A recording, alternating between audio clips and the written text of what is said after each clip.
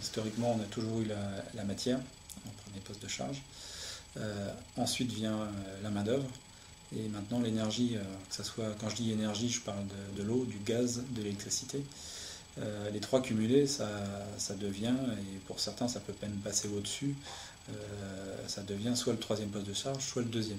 L'augmentation continue de l'énergie et également la sortie potentielle des marchés régulés, enfin potentielle, il n'y a même pas potentiel. C'est-à-dire qu'en 2015, on a quand même l'arrêt du marché régulé sur l'électricité. Donc tout ça se mêlant, troisième poste de charge, les budgets, les évolutions technologiques, l'évolution du coût de l'énergie, les médias, les problématiques autour de l'énergie, notamment en Bretagne avec l'électricité qu'on a du mal à emmener jusqu'au bout de la pointe. Cet ensemble fait que forcément ça reste une préoccupation. Le champagne est un produit de la terre et un produit d'excellence. Nous devions d'être particulièrement impliqués dans nos consommations d'énergie. Nous nous sommes engagés dans une démarche de développement durable depuis plusieurs années, mais nous nous sentions dans la nécessité d'explorer le potentiel en énergie. MHCS, c'est 50 gigawattheures de consommation d'énergie annuelle. Et du coup, nous nous sommes focalisés particulièrement sur l'élaboration de nos champagnes, la consommation de l'élaboration de nos champagnes, qui est la plus grande part de nos consommations. On sait dire qu'on est productif, on sait dire qu'on maîtrise notre matière. Maintenant, encore une fois, c'est pas dans les mœurs de se dire moi je suis performant énergétiquement dans mes coûts de revient. Enfin, être performant sur la partie énergétique, c'est s'assurer aujourd'hui, on va dire, une pérennité dans la rentabilité de l'entreprise. Donc, et à partir du moment où on est rentré dans ce schéma où on se dit en travaillant sur l'énergie, j'arrive quand même à avoir des bons retours financiers, j'arrive à économiser, je pense qu'on commence à vraiment se mettre dans la tête que l'énergie reste un poste plus qu'important à maîtriser.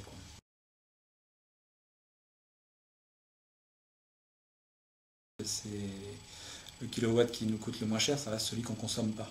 Donc on a aussi un travail de fond à réaliser pour ne pas consommer ces kilowatts. Par quoi on démarre? Donc je dirais les facteurs, les éléments les plus simples pour démarrer, ça reste quand même de faire des audits. L'audit externe a le mérite de nous mettre dans une case, bien, pas bien, et de sortir le potentiel de l'usine. Parce qu'en tant que dirigeant, on a aussi la difficulté à estimer les retours sur investissement qu'on peut avoir, les montants qu'on peut aller économiser globalement sur ces parties énergétiques. Donc je pense qu'il ne faut pas hésiter. L'audit initial, ça reste quand même un des meilleurs moyens d'aller très rapidement sur les actions prioritaires. Voilà, j'ai quelqu'un qui va venir travailler dans mon entreprise, qui va regarder mes énergies, qui va me faire un comparatif par rapport à d'autres industriels et qui va savoir me positionner en termes de performance énergétique. Nous souhaitions surtout, dans cette démarche, structurer nos affaires. Donc nous attendions dans un premier temps qu'ils évaluent pour nous notre potentiel d'économie d'énergie et surtout nous voulions ensuite qu'ils nous accompagnent dans cette définition de politique pour aller chercher ces économies d'énergie. Et on se rend très vite compte qu'il y a des actions simples à mettre en œuvre qui vont diminuer, donc ça permet de faire adhérer. Bon, après, on sait très bien qu'il y a aussi des choses plus lourdes, on va dire les premiers kilowatts à gagner sont quand même relativement simples, sont souvent liés à soit de la modification de process, soit de la modification de comportement. Après, il vient quelques kilowatts additionnels avec des investissements légers. Et puis bon, après, il vient, on va dire, clairement une réelle politique de management de l'énergie dans l'entreprise. On se dit, on a des économies à aller chercher, donc forcément, on parle de rendement matière, on parle de productivité. Et puis après, on s'est penché sur ce rendement énergétique et cette diminution des consommations. Donc ça fait partie, on va dire, d'un plan d'action global. Et nos tableaux de bord sont corrigés des facteurs influents, la volumétrie ou la température extérieure. Nous pouvons donc nous donner maintenant des objectifs précis à chacun des départements. Avec des objectifs chiffrés, qu'on donne qui sont donnés à l'encadrement en termes de réduction des consommations énergétiques. Donc on se fixe globalement des objectifs chaque année et donc pilotés par la maintenance ou par le service QSE. nous avons convié à nos experts techniques et nos coordinateurs environnement pour une journée de travail pendant laquelle nous avons retenu nos 5 axes de la politique énergétique. Il s'agissait pour nous d'abord de mieux superviser nos consommations, d'anticiper les impacts de nos investissements, process ou bâtiments, de responsabiliser les équipes de production et d'onologie, et surtout de leur démontrer qu'il y avait des actions simples à faire pour faire des économies d'énergie. Nous avons souhaité aussi créer une référence énergétique avec la construction d'un nouvel atelier. Et enfin, nous avons voulu optimiser nos achats d'énergie et particulièrement valoriser les certificats d'économie d'énergie. Alors on a tendance assez facilement à se dire je vais économiser de la partie achat. Ça, c'est pas dur d'économiser dans les achats, c'est-à-dire on fait des groupes d'achats, on met en concurrence, on essaye de suivre un marché qui aujourd'hui s'ouvre aussi sur le marché dérégulé.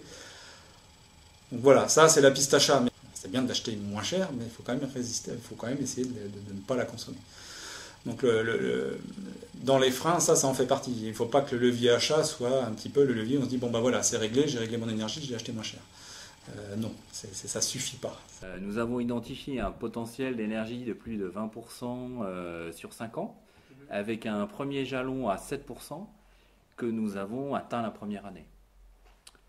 Ensuite, nous avons en main une politique d'efficacité énergique structurée qui s'appuie d'abord sur un tableau de bord pertinent qui nous permet d'objectiver les enjeux et aussi les objectifs. Nous avons en fait une dimension énergie incontournable maintenant dans chacun de nos investissements, process ou bâtiments.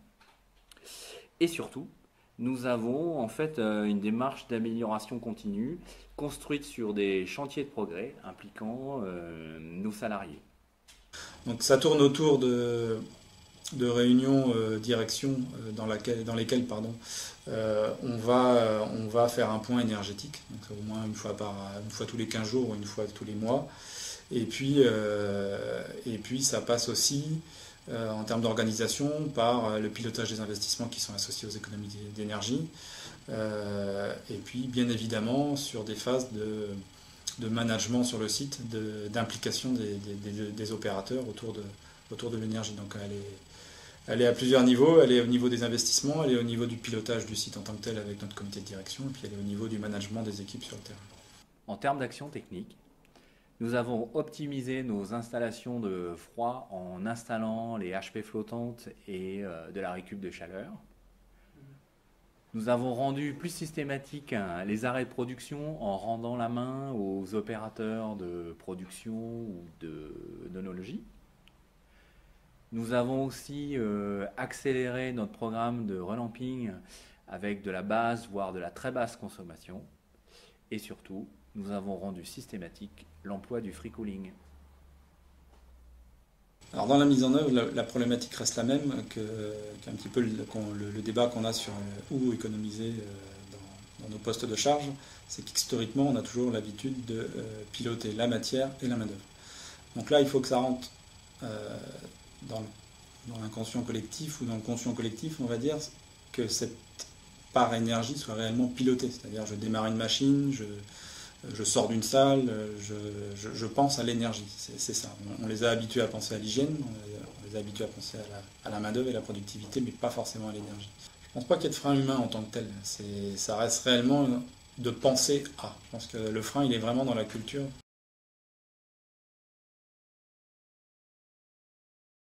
C'est des choses qu'on anime régulièrement, qui sont suivies lors de ces comités, et on regarde si les plans d'action qu'on mène sont bien conformes à ce qu'on attendait et on est bien dans les résultats attendus. On a cette partie communication qui reste mineure, qui sont de l'affichage qu'on va faire. Je pense notamment à penser à éteindre vos PC, penser à éteindre les lumières en sortant d'une pièce. Donc ce qui nous reste à faire maintenant, c'est que cette politique d'économie d'énergie, cette phase de terrain avec des indicateurs et puis la prise de conscience de l'ensemble des opérateurs se connecte avec la partie direction. C'est-à-dire on a un petit trou entre les deux. Donc on a des objectifs de direction, on a des objectifs terrain et l'ensemble n'est pas forcément managé dans son ensemble. Donc pour passer réellement à une culture d'économie d'énergie, il reste encore cette jonction, on va dire, à réaliser à date. Fédérer, ça viendra autour de l'énergie, ça viendra dans un contexte où on sera capable de mesurer. Après avoir ciblé les ateliers les plus énergivores, nous avons mené 4 chantiers de progrès. Une idée toute simple, mais d'une efficacité redoutable. En une demi-journée, nous rassemblons l'équipe de production ou d'onologie d'un atelier et nous cherchons les économies d'énergie les plus simples à mettre en œuvre. À la sortie, nous avons de véritables ambassadeurs pour cette démarche d'économie d'énergie. Après, le côté pilotage au quotidien, il vient vraiment aussi avec de l'indicateur, avec des moyens de mesure. Et là, on rentre réellement dans la culture, mais c'est aussi un travail de fond. Il faudra forcément qu'on communique, nous, autour de ça, pour que le sentiment d'appartenance à une usine propre descende jusqu'au niveau de nos collaborateurs terrain.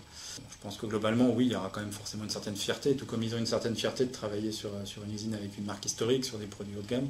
Je pense que le fait qu'on soit sur une énergie renouvelable, sur le fait qu'on consomme moins, que ça soit un de nos axes majeurs de suivi, forcément, je me dis sur du long terme, il y aura ce sentiment d'appartenance à une usine propre. Et ça peut faire la différence sur du long terme aussi, même vis-à-vis de nos clients, que quand on rentre chez nous, on se dit bon bah voilà l'énergie, la partie préservation de la planète, la partie énergie renouvelable, soit des axes forts de nos communications. Ça a été pour nous une vraie opportunité de fédérer l'ensemble des acteurs, des opérationnels aux équipes du développement durable.